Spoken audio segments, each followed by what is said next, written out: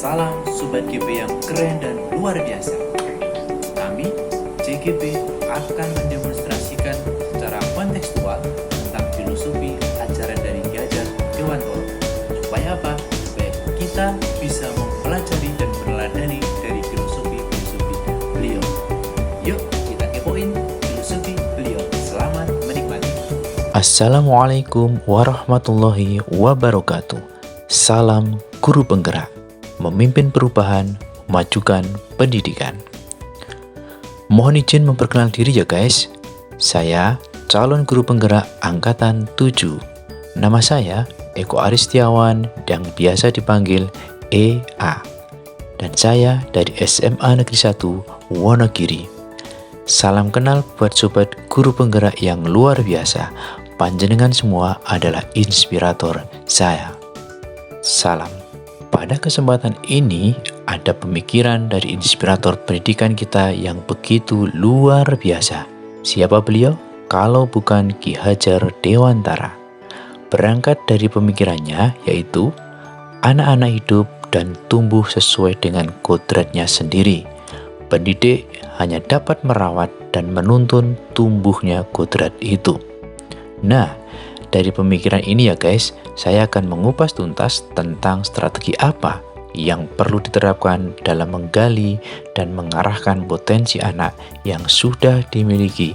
Supaya apa? Supaya mampu berkembang menjadi lebih baik lagi. Oke guys, simak dan ikuti ya. Nah, diawali dari adanya pendidikan dan pengajaran. Apa pengajaran itu guys? Pengajaran di sini merupakan salah satu bagian dari pendidikan. Maksudnya apa?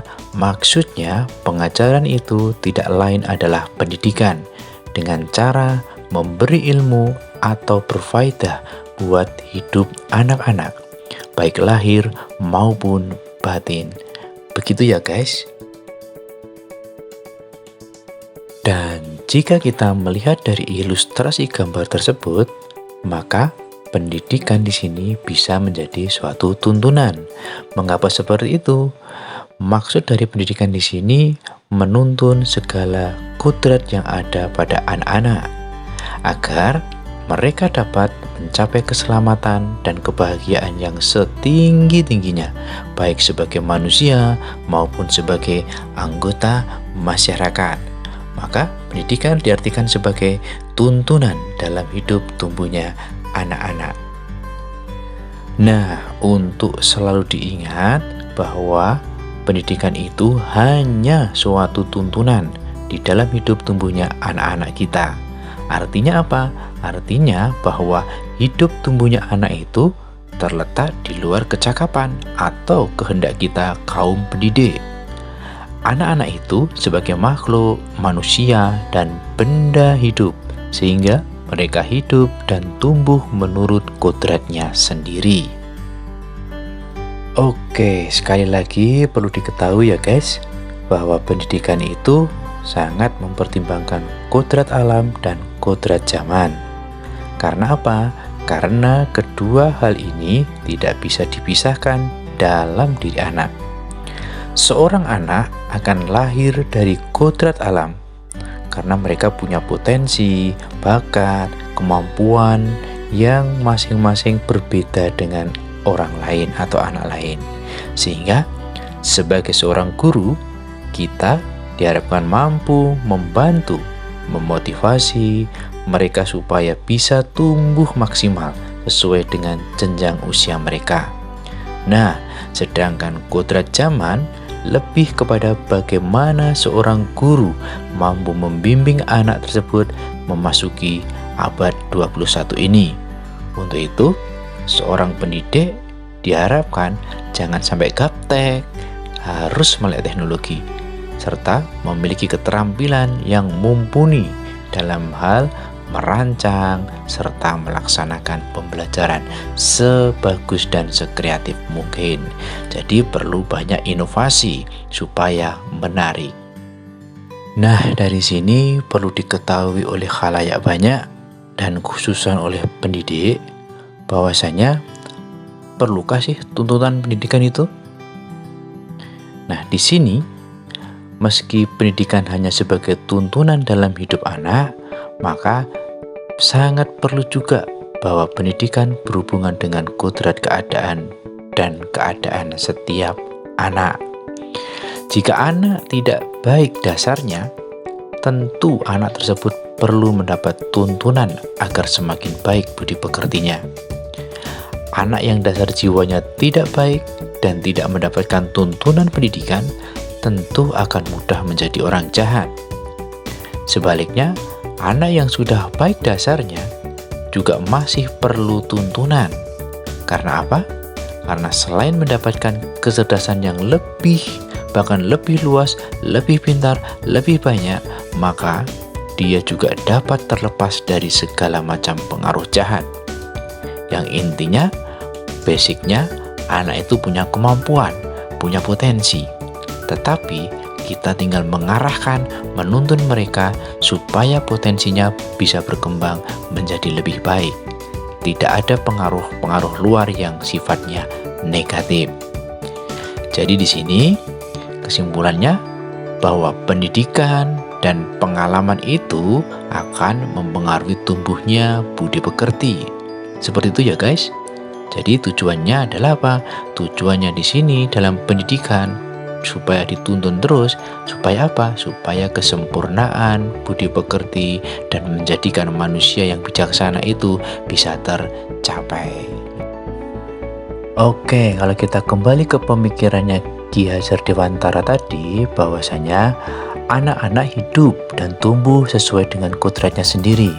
Pendidik hanya dapat merawat dan menuntut tumbuhnya kodrat itu. Di sini artinya apa?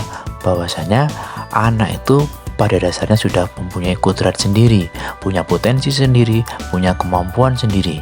Nah, guru tinggal mengarahkan, menuntun mereka supaya kodrat yang dimilikinya bisa terarah dan berkembang menjadi lebih baik dan tidak tercemari atau terpengaruh oleh hal-hal yang negatif. Nah, strategi apa yang harus kita tempuh di sini? Maka kita simak strateginya.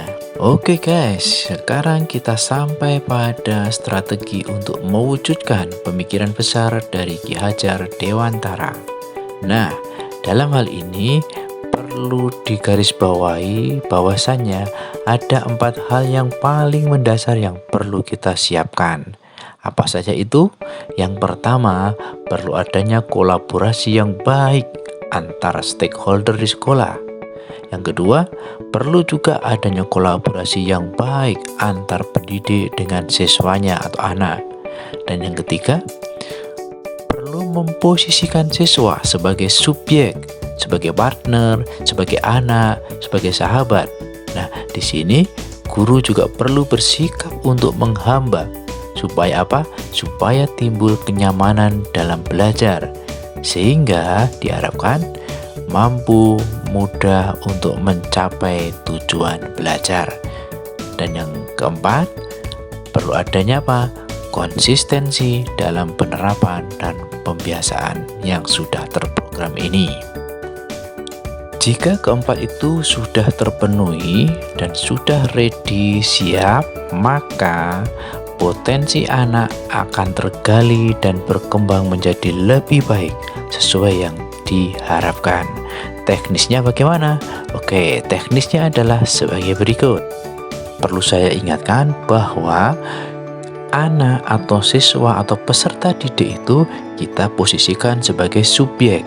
Jadi mereka adalah tokoh sentral, tokoh utama dalam mengembangkan potensi yang dimilikinya. Lalu peran gurunya yang seperti apa? Oke, peran guru di sini adalah yang pertama, guru harus mampu menjadi seorang katalisator. Artinya apa? Guru harus mampu mengidentifikasi, menggali, dan mengoptimalkan potensi-potensi yang dimiliki anak. Jadi butuh kejelian yang luar biasa dari seorang guru, kepekaan yang luar biasa dari seorang guru untuk menggali potensi yang dimilikinya. Yang kedua, guru harus mampu merancang kegiatan anak. Artinya di sini, ketika sudah diketahui potensi pada diri anak, maka guru memberikan rancangan pembelajaran pada anak. di sekolah, di tempat dia belajar, dan harus dengan cara yang menyenangkan. Maka, guru harus mampu merancang pembelajaran semenarik dan sebaik mungkin. Dan untuk yang ketiga, seorang guru harus mampu menjadi pengajar dan penghubung. Artinya apa?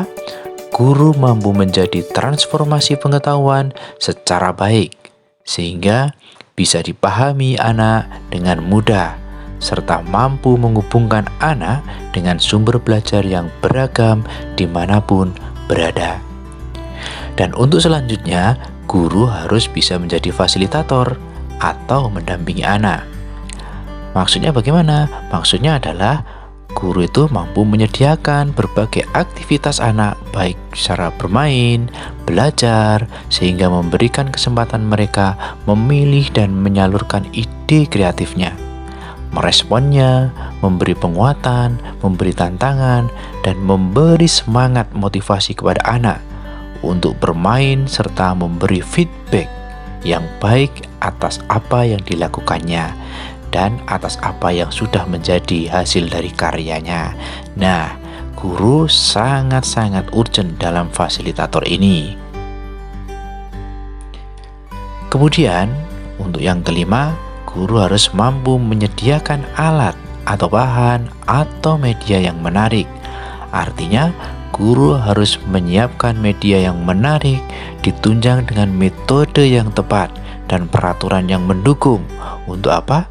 Supaya proses pembelajaran bisa menjadi semenarik dan sekreatif mungkin, sehingga akan disukai oleh anak. Kemudian, guru harus bisa menjadi seorang penjaga gawang, guys. Kok penjaga gawang? Nah, maksudnya apa? Maksudnya adalah guru membantu anak untuk mampu menyaring pengaruh-pengaruh yang bersifat negatif.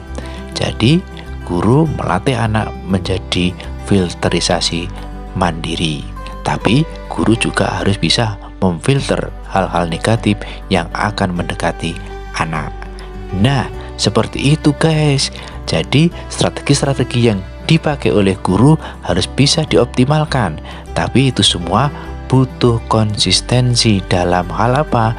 Penerapan dan pembiasaannya, dan butuh dukungan dari stakeholder-stakeholder lainnya. Seperti itu ya guys. Jangan lupa kita harus menerapkan itu untuk menuju pendidikan Indonesia yang lebih baik.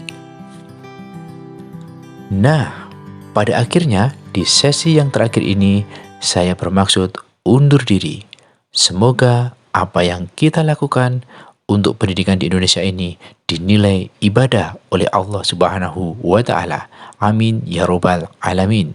Dan jangan pernah lelah untuk melakukan perubahan menjadi lebih baik. Salam guru penggerak, memimpin perubahan, memajukan pendidikan. Beda murid, beda cara. Cuma guru kreatif dan inovatif yang tentunya bisa.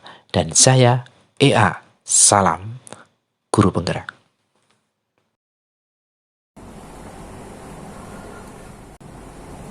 Oke Sobat GP yang keren dan luar biasa, demikian tadi kita sudah menyaksikan demonstrasi kontekstual tentang filosofi Ki Hajar Dewantara.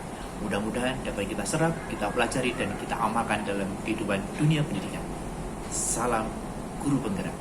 Assalamualaikum warahmatullahi wabarakatuh.